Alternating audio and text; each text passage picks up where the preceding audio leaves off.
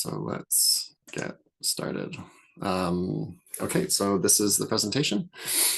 Navigating wildlife and water regulations for infrastructure and development. Subtitled National Canadian Focus. It's a bit of a mouthful. Basically, what we do is we're looking at like surface environmental regulations for any sort of development or infrastructure project. This is the first time doing a national focus. I've given this webinar a bunch of times in BC, and we're looking over the past number of years, we've been doing more and more work for clients who have projects in multiple provinces. And so we thought, okay, well, it'd be useful to do a session that looks at, okay, like what does development look like nationally? How are things different? How are they the same? And for right now, we're just focusing on Canada. So we'll start with introductions. I'm Brennan Anstey. I run the Fish and Wildlife group that we call Environmental Science at Pinchin. So I'm the ops manager and practice lead. With me, again, I'll introduce, I've got a bunch of people here. We've got Arinze Uche,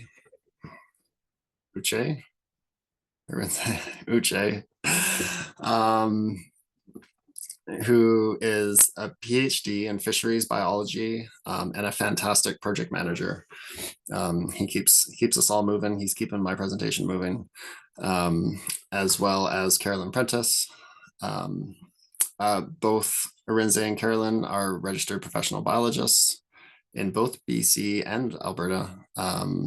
Carolyn is a wetland specialist as well. She has a fantastic wetlands specialty that is really top notch, as well as many other things, arborist on the side and whatnot. So from our Ontario team, I think you can't see them, but I believe we have Amanda and Kennedy as well, who will pipe in if you have some nitty gritty specific Ontario questions. They would be happy to answer them for you. So I know we have, a few of you, I believe, are from Ontario or even the Maritimes, so we're going to cover it all. Some quick notes on Pinchin. I've been at Pinchin for 10 years. I've been doing environmental consulting work for over 20. I love the work. I love the organization. I'm very excited to present to you. Introductions.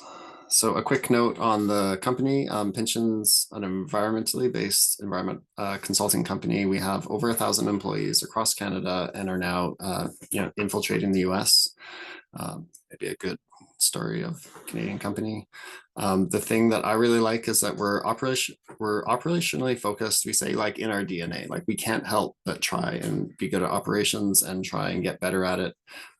We focus on innovation and being efficient so that we can feel good about the work that we do and offer better solutions to our clients. So with that, let's get down to what we're going to chat about. So here's the overview. We just did introductions, talked about questions, so keep them coming as we go through the presentation if it triggers some ideas or thoughts. I've broken it down. So first we're going to talk about like what the regulated features are. So it sounds really basic, but it kind of is. And these features really drive all of the more complicated and complex regulations and getting into the nitty gritty. So it's good if you're feeling overwhelmed, just come back to like, oh yeah, right. It's just water and wildlife. And that's what we're trying to regulate. And that's where everything kind of comes from. So we'll start with the basics. We'll look at the national regulatory environment, basically things that apply no matter what province you're in. And then we'll look at the provincial differences. We'll say, okay, here are kind of some nuances that are different from province to province. We'll do a quick chat on small project versus big project. What's an EA? How does the IA work? We're not going to go too far down that rabbit hole, but I know some of you have federal clients and it's very applicable. So we'll chat a little bit about that. And then we'll get into project examples. So like, what does that mean when you actually hit your project? So I've got real a bunch of our real project examples that we've kind of, hidden where they are or who they are, so you can't tell. But it gives you a sense of, okay, here's kind of how it plays out in real life. So we'll talk about transactional stuff like, hey, I want to buy a property or find a site for my development. And then development planning, that's really, the meat of it, like when you kind of figure it all out. We'll talk a little bit about construction. And then I know a few of you are interested in operations, so we'll kind of touch on that. When construction's all done, then what? Like what applies after that? We'll touch on regulatory and timelines. I know timeline's a big thing in development.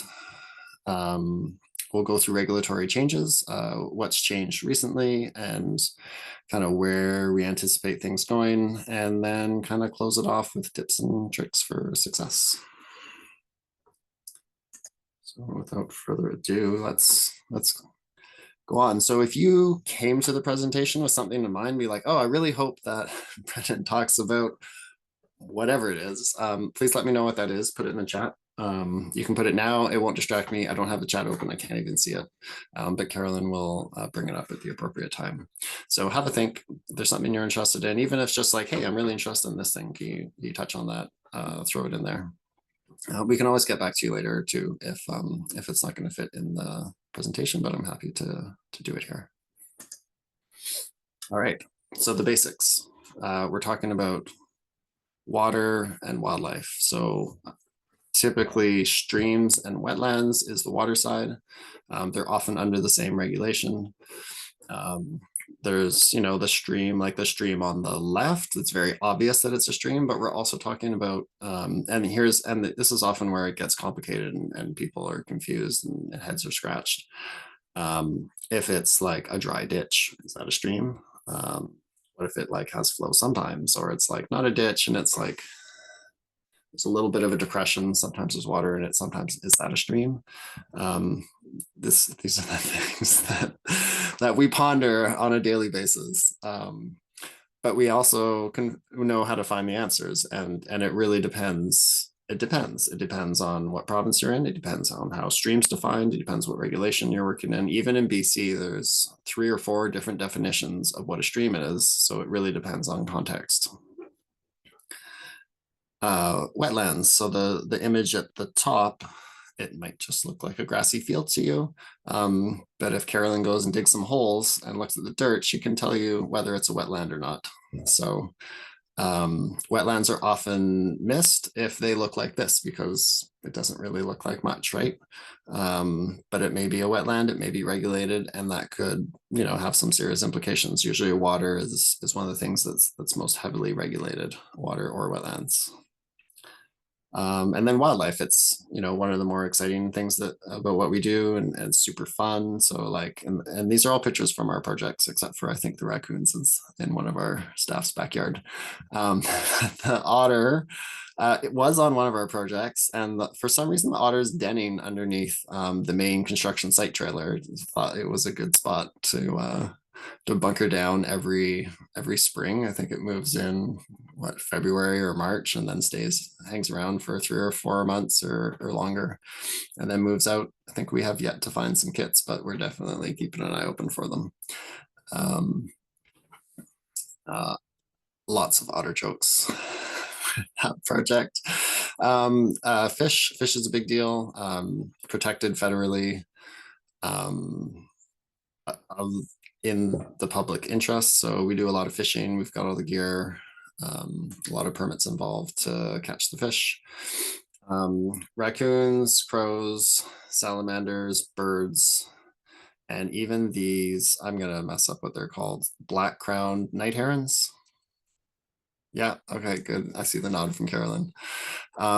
So beautiful picture, incredible birds. I know to me it looks like a painting, but that was actually on one of our sites.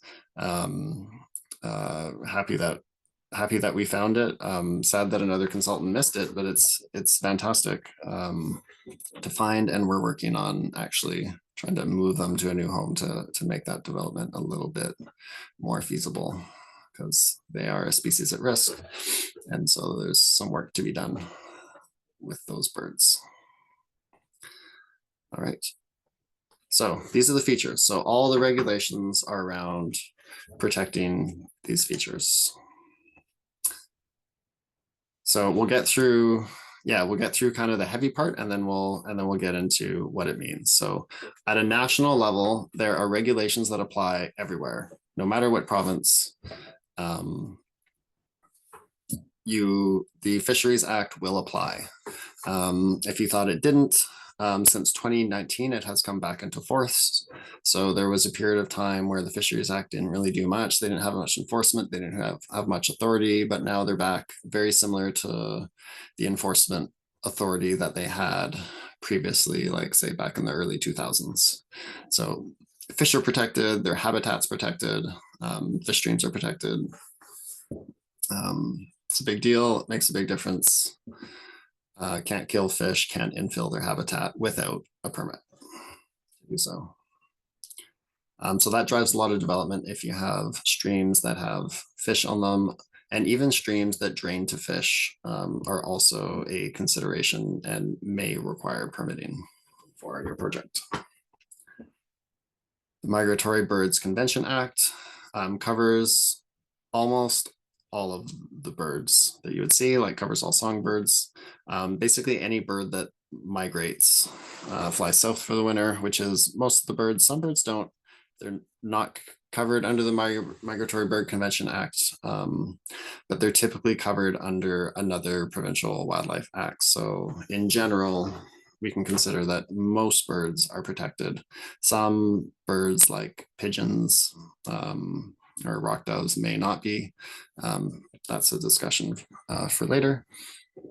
But in general, the MBCA covers birds, particularly nesting birds. So while they're nesting, you cannot touch a bird nest. So if a bird sets up shop, I've heard stories of birds making nests on equipment of like pipeline construction equipment that had been sitting there for months, and then all of a sudden they can't drive the equipment because there's a bird nesting on it. And yes, that's real. Those are the rules, sadly. Birds and their eggs are quite heavily protected. Species at risk act, when there's not many left in those species, we like to protect them. So that applies federally. You cannot harm, a lot of the time it's birds, but there's other things under Species at Risk Act as well. All the wildlife, including plants, are covered under the Species at Risk Act.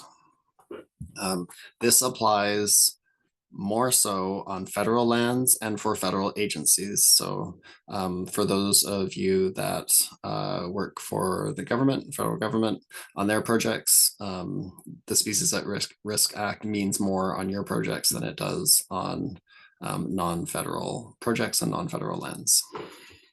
But it does still mean something on non-federal projects, non-federal lands. First Nation laws and governments, they have their own laws, their own governments. It's overlapping. It's like a Venn diagram. So it also needs to be taken into consideration. And these are kind of, I would say, like growing and changing. Like it used to be more, I guess, probably like ignored in the past. And now it's more of a thing that we need to pay attention to. And so we often include that in our screening when we're looking at what laws apply, particularly on federal projects, particularly for government, but it applies nonetheless to everyone. Impact Assessment Act. This is the federal process for environmental assessment.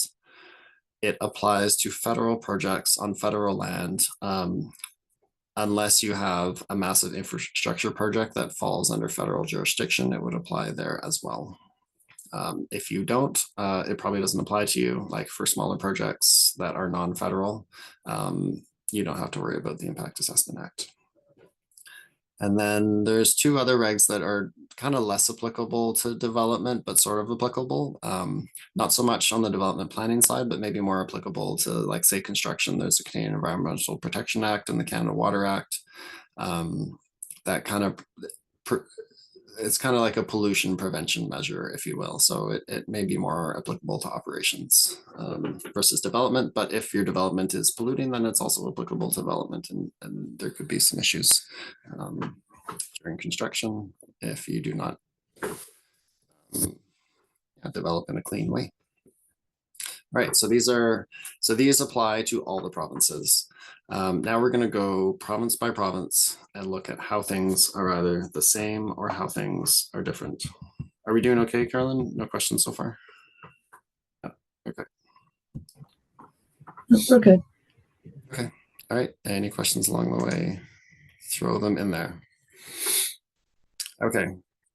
So we're getting into the heavy stuff and then it'll lighten up. So here we are looking across the provinces. So if we look up north, so each province kind of cares about different things because they have different things in their geography, essentially. So up north, it tends to be all about wildlife and wildlife management. So Yukon, wildlife conservation, Northwest Territories, wildlife and water, none of it, it tends to be, the focus is really wildlife management. And then if we look at the West, British Columbia, because of salmon, we tend to focus on water, and that similar trend of salmon driving water protection appears in the Maritimes as well. Alberta is really big on wetlands.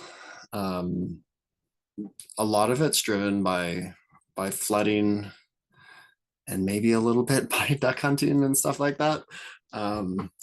So they really care about wetlands more so, surprisingly, than BC. From a regulatory perspective. Manitoba also focuses on wetlands, Saskatchewan a little bit more about water. Ontario, kind of surprising everybody, really cares about species at risk, particularly in Southern Ontario. So species at risk is a bigger deal in Ontario than it is in the West. I guess as so much of the land is developed, there's not many species left. The ones that are left are quite heavily protected. Quebec, all about biodiversity. Newfoundland, Labrador, New Brunswick, Nova Scotia, it's more about water and also they got lots of wetlands there. So those two go hand in hand. PI, I don't do a ton of work in PI. From our research, it looks like wildlife is the interest. Okay, all right. So this is the next slide. Brace yourself. It's the heaviest slide. It's going to be the same thing here. Here I talked about like high level focus areas, and in the next slide we've peeled out some regulations, and like these are probably the most applicable regulations to development that are kind of the driving force between or where we came up with kind of those focus areas. So I'm not going to read it all out. I'll let you absorb it. If you're going cross-eyed when you look at it, you're not alone. That was happening to me last night when I was putting the slide together. There's a lot of information, but I guess it just kind of shows you, and maybe kind of my point with this is that there's a lot of regulations. Sometimes they overlap, and that's why we have a job, basically, because it's complicated. There's a lot of nuances in each regulation. So it's a matter of understanding how what's in there. We often look, like when I look at regulation, I often look at like the definitions, like how do they define things? How do they define a stream? Because it's not always the same, and each regulation will do it differently. Like British Columbia, for example, the Water Sustainability Act, it has its definition of a stream. A wrapper also has its definition of the stream. There are things that are wrapper streams that are not Water Sustainability Act streams. Although all waters, actually no, there's also Water Sustainability Act streams that are not wrapper streams. So it goes both ways, and then we'll get into it in a bit, but there's even other layers on top of that. So yeah, lots of regulations. I always look at the definitions, and then I try and look for the exemptions and the applicability, because not every act or regulation applies everywhere. So say like the wrapper, and I guess really it should be like the wrap, because I'm showing the axe here. But the wrapper only applies in the developed areas. If you're in a smaller town in northern BC, wrapper doesn't apply. And if you look at kind of, if you read the regulation, then you'd remember that. So applicability is a big thing with regulations. But for the most part, most regulations apply in most cases, and there's some exceptions. especially if you're like a government. There tends to be exceptions for municipal governments for doing certain works and stuff, so that they don't have to continuous permits to do work, unlike the rest of us. So, okay, so lots of regulations. There are definitely patterns, like most provinces have something to do with wildlife, have something to do with water, and maybe something to do with species at risk. A reminder that this presentation is only on superficial features. We're not talking about contaminated sites. It's a whole different ballgame. We're not talking about emissions like air, water permitting, although we talked a little bit about water permitting. Okay, so that's the big slide. We've talked about federal, we've talked about provincial, and then there's also a regional or municipal layer quite often on what we're doing. So typically the regional or municipal or conservation districts, their job is, they're kind of like the front line of government. Like you interact with them the most. It's like, hey, I want to develop this site. You go to the municipality, you don't go to the province. And so they are mandated typically by the province,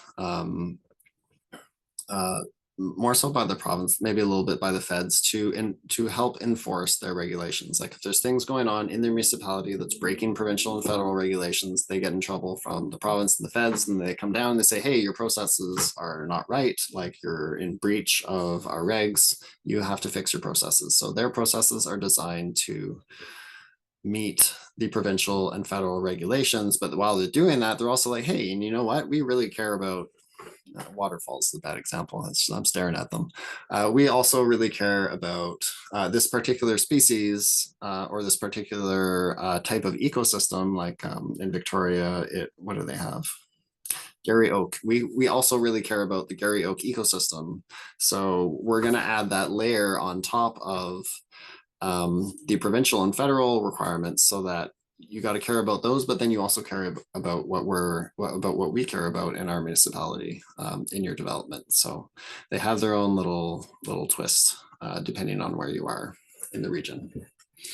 So we've got 3 levels, maybe 4, I guess, if you're in a conservation district and a municipality. It can get pretty complicated. So each level needs to be kind of considered in its own, well, we consider them in their own right. But often, you know, for smaller developments, they tend to, you know, if the municipality is okay with it, they're okay with it. And for larger organizations, though, you would hire someone like us to be like, hey, are we okay with all the upper levels as well? To make sure that we're on the right side of the law and stay out of the eye of public scrutiny. Okay, small project versus big project. So these projects are often in the news. You know, you hear about big impact assessments, either approved or not approved, and the politicians get involved and it gets heated. Those are for the really big projects. Essentially, they developed a process where like, hey, big project is going to have environmental effects. We want to make sure that we're aware of all the environmental effects and we've done our best to mitigate them. So that's the driving force. So federally, we have the Impact Assessment Act, which we already talked about, and it has a process. And it has a process for larger projects, and it has an easier, like subsequently easier and easier processes for smaller projects. So like super small projects, it's like a 3-page form. You know, do you have these issues? Yes, no, yes, no, yes, no. Then you get to the bottom and you're like, yes, we can do this project without environmental impacts. We've considered, you know, we've thought through it and we don't think there's going to be environmental impacts on this project. If you're we've done these for government agencies, it's just an internal form. You don't even send it to anyone. You're like, yeah, boxes are checked, we're good. And then it gets, you know, subsequently more and more complicated. If you say, oh yeah, there might be some impacts, then you got to do more work to figure out how to mitigate those. And so the process gets more complicated as your project gets more complicated. So it's kind of, it's a measured or calibrated, I guess, process.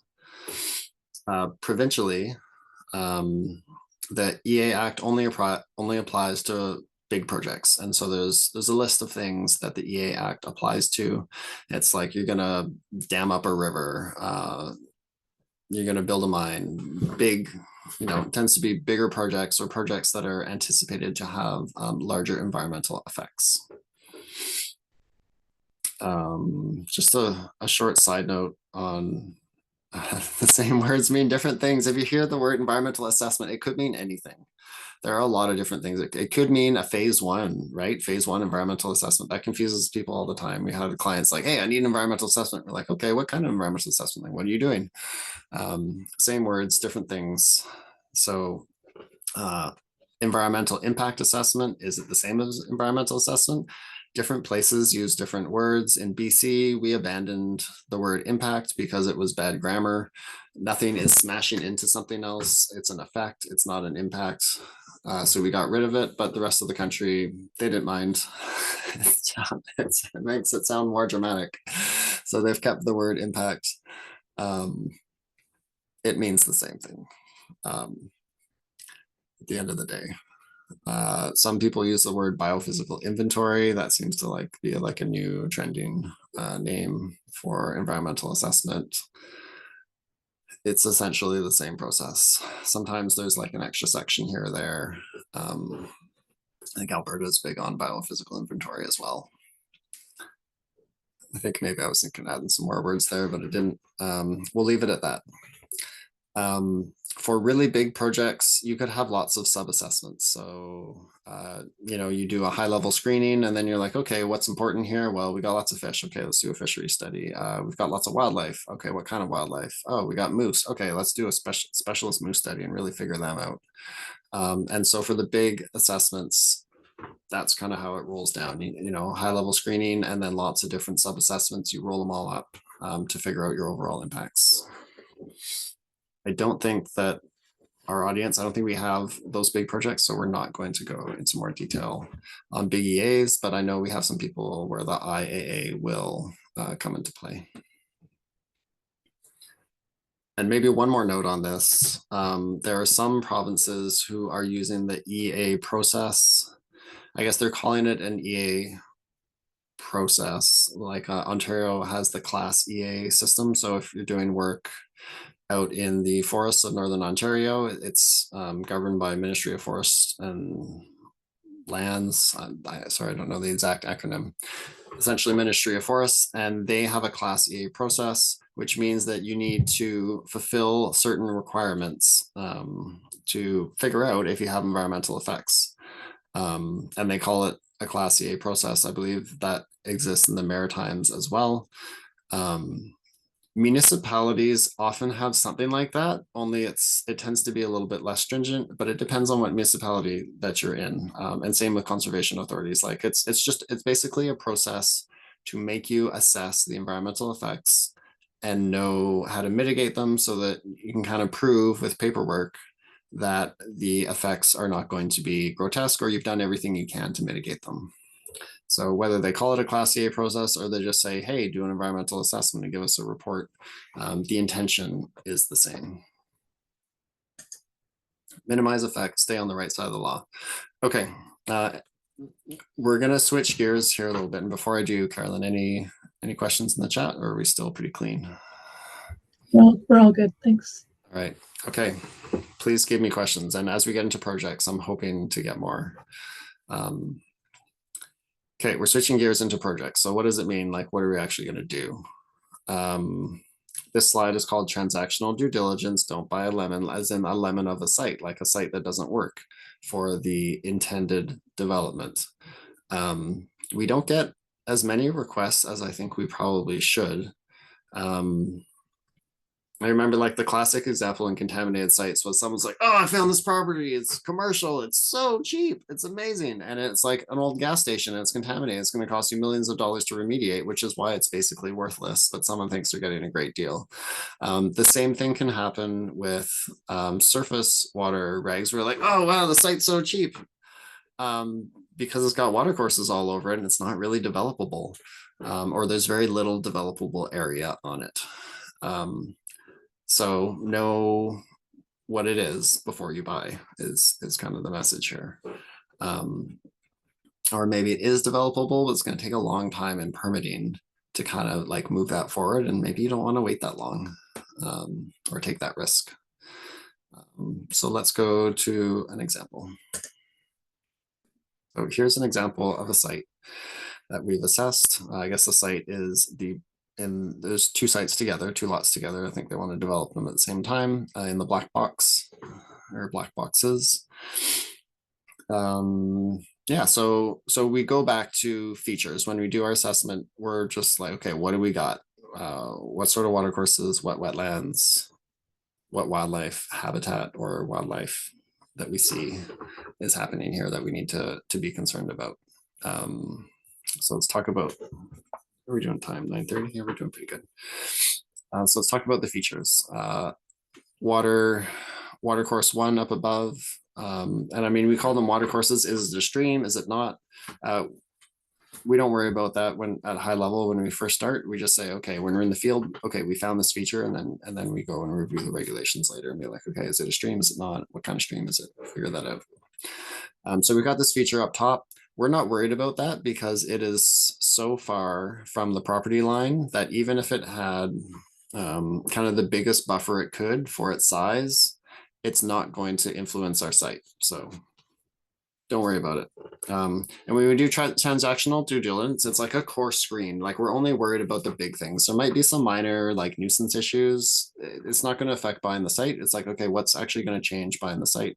It tends to be the water courses. If the site's in BC, it's not going to be the wildlife. If the site was in Ontario, maybe it would. Like that would be a consideration. All right, so we've got water course 5 there. That's kind of T-shaped in the middle. Oh, my cursor. I've been moving my cursor. Thanks, Lindsay.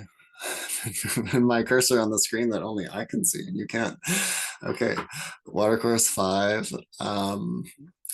This is an interesting one because it drains to nothing. Like it was, someone dug a ditch because it was wet. They're trying to drain water off their property so that they're not in a swamp, or it's not swampy. We're in BC, so historical wetlands aren't protected.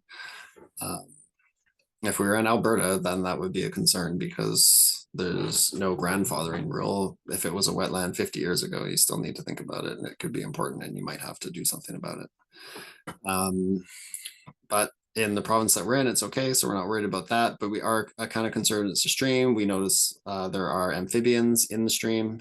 From a transactional perspective, doesn't really matter. It's incidental. It's interesting. We might show you some pictures for interest, but it's not going to affect whether or not you want to develop there. What other symbols we got? Not sure what that one is. I know the purple in the bottom, we found some Japanese knotweed. It's an invasive species. I know we didn't talk about vegetation, mostly because it's not really a driver for development. It's important. We consider it. We'll include it in our reports. Yes, you do need to do something. Is it going to affect whether you buy the site or not? Probably not. Unless the entire site has a massive infestation of Japanese knotweed, which we do have seen on a site not far from here. Even that is not really affecting the development. It's annoying. It costs a little bit of money, but it's probably not gonna make or break your development. So that's why I kind of dropped vegetation and aren't really talking about it here, even though, it's a consideration and we do look at it in our reports. Then we have another water course 6 over here. Also kind of drains to nothing, where it drains just kind of over land.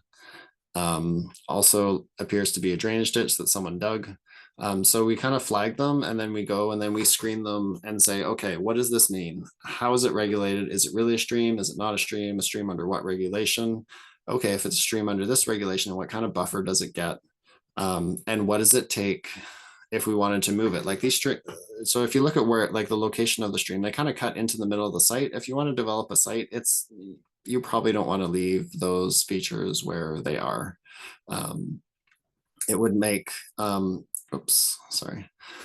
because of the location and because of how they're regulated, it would make sense to get the permit to infill those features and create a feature somewhere like in the bottom corner where there's already going to be a stormwater pond anyway, kind of thing. That would be the way to move forward with the site, because leaving it where it is doesn't make sense. So that's taken into consideration because that takes time. It could take up to 2 years to move that over. There's also planning time and design time, and you got to get the buy-in from the municipality and the province, and everyone's got to be on board. So and the cost to do it, like, it's a little bit more for construction. It's not free to make these changes. So those are considerations that are kept in mind, and those are really the big drivers. If we look at this, like, yeah, there's a little pond here, it's ornamental, it's not regulated, there's some species at risk in there. We're in BC, we just make sure that we don't kill them and they can be moved, not a problem. And so that's kind of the transactional due diligence process, where we kind of highlight everything, and then we're like, okay, your big risks are these streams, here are your options, this is what you can do about it. And then we tend to have it's the basis for a conversation with whoever's looking to buy it, to see what they're trying to do with the site and whether or not those risks are acceptable, considering the options that they have to develop the site. Brendan, we had a question. So I'll just read it out here. I'm not sure if you can see it. If I wanted to purchase an undeveloped piece of land for future development, what type of assessment would I ask for?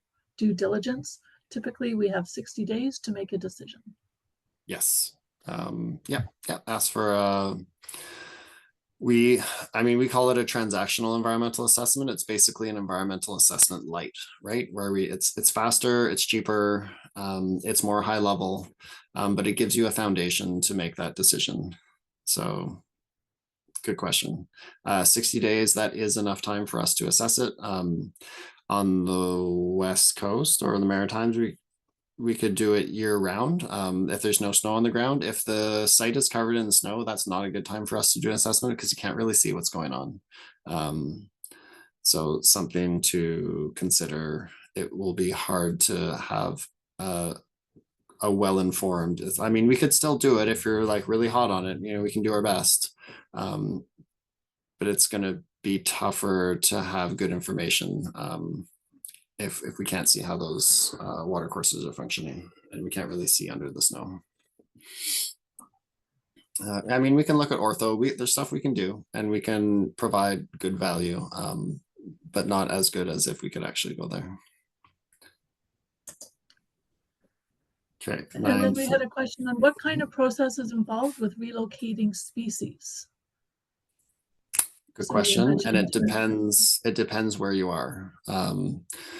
So there's typically some sort of assessment process where you figure, okay, what species do we actually have? What are they doing? How are they using the site? Why is it important? So say it's amphibians. Okay, they're using the pond. It's an ornamental pond. They like it because it's 1.5 feet of water and they can lay their eggs in it, and then they move on to the forest, and then they come back for breeding. So you kind of get a sense of what they're doing. And then typically you would need to recreate a similar habitat. So, okay, we're going to build another pond. It's going to be 1.5 feet deep of water so the amphibians can lay their eggs, and there's some good foraging habit nearby, so they can go to the foraging habit, they come back to the pond and lay their eggs. And then you kind of make it like 1-to-1, only it's off to the side, it's in the corner, it's on this other property, or we've paid money to the city to put it in a park, whatever it is. And you apply with that information to the wildlife authorizing regulator, and then sometimes there's negotiations, say, oh, what about this, what about that, and then typically if it's a good proposal, to say, okay, yeah, you can do that, go ahead. It's the cost to do the permitting. I guess you have to pay us or whoever your consultant is to do it, but it's more the time that really affects developers. It's not a quick process. It could take a year or two to figure all that out and get things moved. Okay, development planning and permitting. Be smart about it. Do a good environmental assessment. You're generating your plan, and you want to make sure that things aren't missed. I always tell my team, like, okay, we need to make sure that we don't miss anything when we go to site, especially the big things like the water courses and the wetlands. Like, we have to get that right, because it makes such a big difference on the plan. Like, figure out where everything goes, and then we're like, oh, sorry, there's a water course here, you can't do that. We don't want to be in that situation. So you want to be smart about it. You want to have good informed environmental information so that you can make a good decision and move your plan forward and not have to backtrack. You know, often clients have a giant mortgage on the property, and it, you know, might be paying hundreds of thousands of dollars a month. Like, time seems to be the most critical driving force for these developments. So you want to make sure you get it right so you can move forward quickly. And you want to make sure you understand your risk. So when you're doing planning, it's a game, right, of shells where you're like, okay, this is what I want, but this is what I have, and how do we move things around, and what's the best layout that we can get here. So knowing what the processes is, like, you know, what's it take to move this? Okay, how long is that going to take? What's the chance of it not working? What are going to be our obstacles? Knowing all that in advance helps you, you know, navigate the best course of action to get to the best result that you're looking for. You know, how do you get the regulators on board? That's always very important. So having a good environmental consultant that can guide you and know how to work with the regulators is critical. So let's go to an example. So here's an example. This is a big stream that goes, this is one of the sites. I think whoever bought it, they knew, like, okay, this stream is actually in a giant ravine, so it's not movable. You can't, well, you could move a ravine, but it'd be very hard, be very expensive. So most people don't do it. So the developable area tends to be in this pink area. This pink area is shaded because it's Oregon forest snail habitat. In this case, luckily they're in BC. It doesn't mean that much. Those snails can be salvaged and moved with not too much effort. So it's not a huge impediment to the development. There's also this dotted streamline. This site's on a big hill, so topography plays a big deal on this site. And certainly the stream and the setback on it is the main constraint.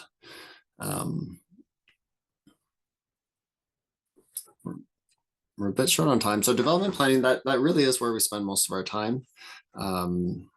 Very similar to the previous project, though, we just go into it in more detail and really flesh out all the nitty gritty. We figure out what permits you need. We start to get them. We figure out if we can do concurrent permits. And then we move on to construction. So it's all about keeping your promises. Often, you know, the development team, we make lots of promises to try and get the regulator to agree with whatever we're putting forward so we can get our project approved. And then construction, they're the ones who got to keep the promises. They have to actually follow through with it. Hopefully they know what it is. Often it's a different team.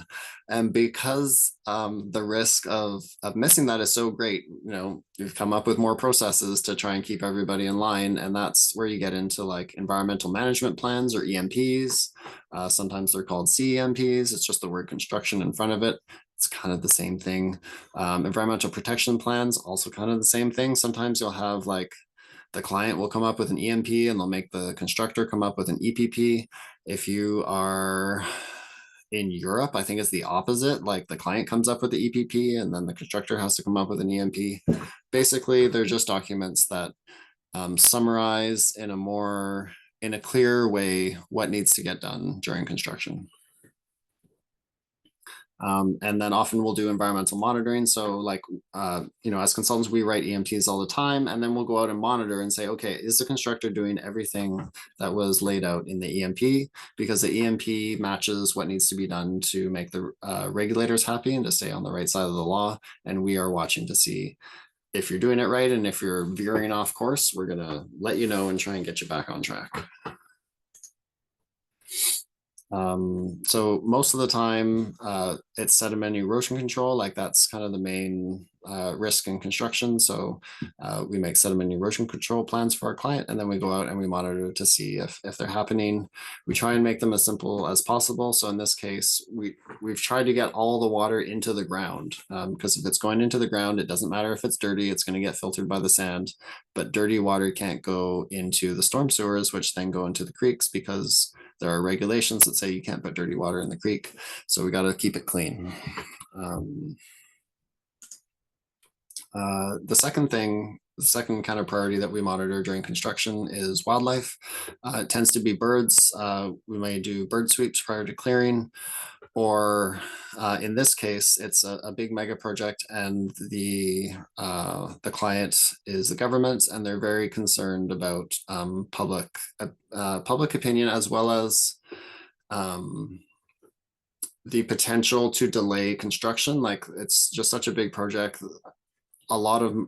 They don't want to have delays because it wastes a lot of money, and they don't want wildlife to delay it. So they want us to have a really good handle on what's going on wildlife wise on this project. So we're out there every week monitoring. We've got camera traps, we've got sand traps. We know exactly what wildlife is doing what in what area, what it means regulatorily, and how to keep construction moving despite all the wildlife activity that's on site.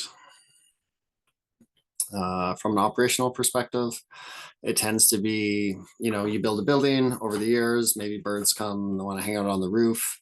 Gulls on the roof is a pretty common. Other things you might come into a stormwater discharges. Like, we have a project, they have it's a mall with a giant parking lot, and the discharge from that parking lot is regulated. Like, it goes through a treatment system, it needs to be monitored, it needs to meet certain criteria. So that may also, it's a common thing for operations. So on the left, there's some bird netting. We have some experts in good bird netting. Like, you can hire a pest control company and they'll put up some netting for you. But there tends to be like gaps in it and holes, and then the birds still get through. And then essentially they call us when pest control fails and they want a better system, because we're a bit more expensive, but we'll spend more time coming up with a really good solution for you based on both the bird and our experience doing this and working. We still hire pest control companies, but we hire the really good ones, and we tell them exactly what we want, and we make sure that they do a good job. And then on the right is an outfall from one of our client sites.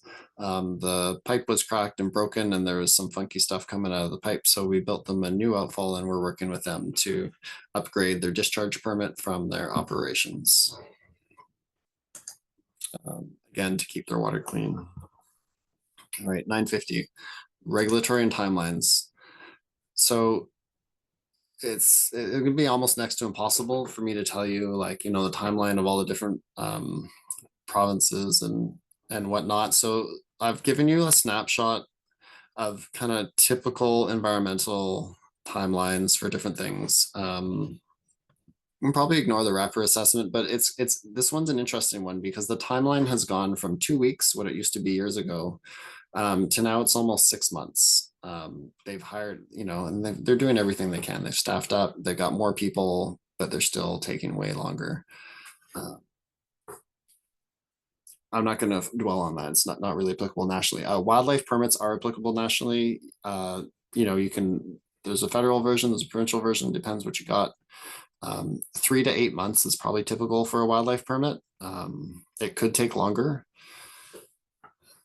Provincial water and wetland alteration permit. So I think that's the terminology in the Maritimes. The process is the same as it is in BC. It could be anywhere from 4 to 24 months. It depends what you're doing. It depends how the regulator's queue is. But be prepared to move a water course. It's not a quick process. DFO, so a request for review is basically like, hey, and this is under the Fisheries Act. We call them DFO. Some people, their real acronym should really be FOC, Fisheries and Oceans Canada. It's the same thing.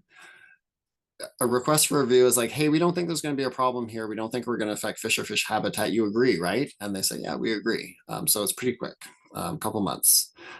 But if you're like, hey, we're going to affect some habitat and we got to go build some somewhere else, then you're getting an authorization, and those take longer. We normally steer our clients away from doing an authorization if we can. There's often ways to get around it. If you can't get around it, though, then it's going to be a longer process. It may be a year or more to work with DFO to get them to agree, just because despite staffing up incredibly, they're not quite going at a fast speed these days. All right, regulatory changes, the exciting part. So I mentioned DFO is back in force as of 2019. So it's, it's been 5 years. Hopefully everyone's got that message and is paying attention to DFO now, where you got fish. The Migratory Bird Convention Act Schedule 1 updated in 2022. And despite them saying, oh no, we're not making things any harder, they are making things harder and more constrictive with Schedule 1, where there's a lot more rules for birds, the bird species that are listed in Schedule 1, on the West Coast and on the East Coast. And I don't know if you have these birds in the middle of the country, but the pileated woodpecker, the woody woodpecker, has a tremendous amount of protections on their nest specifically, even if they're not in it. So Schedule 1's a big deal, with lots of protections, and it's yeah, you don't want to have that on your site. Ontario has less, so new as of this year, if you're in Ontario, the conservation authorities have less power than they used to. They've been told, hey, your job is to regulate flooding, stay out of all the other stuff. I think they're wrestling with themselves right now to try and figure out what that means. So anytime the regulation changes, there's confusion, as there is in Ontario right now. Confusion will hopefully settle. It should make things go a little bit faster though, because of that change. First Nations and reconciliation. So First Nations are playing a larger and larger role now in development, especially larger developments. So that will be a trend that I presume will continue to increase as they kind of get used to their newfound power and influence. The IAA jurisdictional updates. Alberta said, hey, IAA, stay out of our business. We're Alberta, and took them to court, and the court said, yeah, you're right, like IAA is overstretching a little further than they should, so they're going to make some minor changes. I don't see it as being a big deal to the process. However, though, it is just kind of some minor tweaks in what they regulate and what they don't. For the clients that know you're on the line, I think your process is going to be pretty much the same. Cleaner water quality criteria. That's just an increasing trend in general. The more we understand how pollutants affect things, the more the criteria gets more stringent. Wetlands and wildlife becoming more of an emergent issue. Wetlands were maybe ignored in some places, not so much anymore. Same with wildlife. And a lot of it comes down to public enforcement. I mean, you have an app on your phone now that identifies what species you're looking at. So people are getting more in the know, and, with everyone have phones and videos, it's easier to bust other people not doing the right thing. So that's becoming a bigger issue. All right. Oh, we're almost at the end. Okay, so tips and tricks for success. Final parting words, but I'll definitely stick around for questions if you got questions. Engage environmental early. Everyone who works in this field has had it where, someone's ready to go construction and they're like, oh my God, we need this environmental permit. Here's our site and here's what we're doing. And they're trying to stop us. And we're like, whoa, you're asking for this now? Like, this is going to delay your project. You really should have come to us earlier. So right from the transactional stage is really the best time. And then, if you know about your permit in advance, it usually takes a while, like a year or more to, get all your other permitting sorted. So figure out your environmental permit at the same time, so that your project doesn't get delayed. Or figure out how to avoid it by modifying your site plan. So consider your environmental features in the plan. Know what's serious and know what's not. Not everything is code red, sound the alarms, but some things are. So know the difference. Know the trade-offs of space, time, and risk. It's that development planning shell game. Like, what does it mean? Like, what's the process? Have a healthy skepticism, because things change. And I mean, like, regulatory things change, like the way things work change. We experience that ourselves, like things that, our smartest aquatic person used to say, oh, this is the way it is, because that's what they were told by a regulator. Other regulators said something different, and that was just that regulator's opinion. So you can't, even the regulator's opinion isn't always gospel. It changes. Things change. So always be skeptical to what you think find the smart way to proceed. There's a smart way and a slow way of doing things. So knowing the regulations, knowing how things work, knowing how the regulators behave will all help you pick the fast track to getting your project done. Regulations are nuanced, overlapping, context specific. So yeah, make sure whoever you're working with knows what they're doing. And ask questions and get the enviros on your design team. If you have a site with environmental features, like work with them in tandem so that you can design the site to move forward in the best way possible. And the picture, ostriches don't actually bury their head in the sand. That's a myth. But it's a great kind of human metaphor for paying attention. You want to go in eyes wide open and not just pretend like the environmental issues don't exist. So I'll leave you with that. And yeah, any questions? I'm happy to stick around past 10 if you got to go, no problem. I hope you enjoyed the session. While we're waiting for questions, just a quick plug. We do more than just surface stuff for developments. We're building our geotech team. They're doing a great job. Mostly Ontario based, but they'll do work nationally as well. We've got a good building science team, mechanical engineering, a lot of focus on like energy reduction and energy savings, existing buildings as well as new ones, and contaminated sites, what kind of Pinchin is well known for.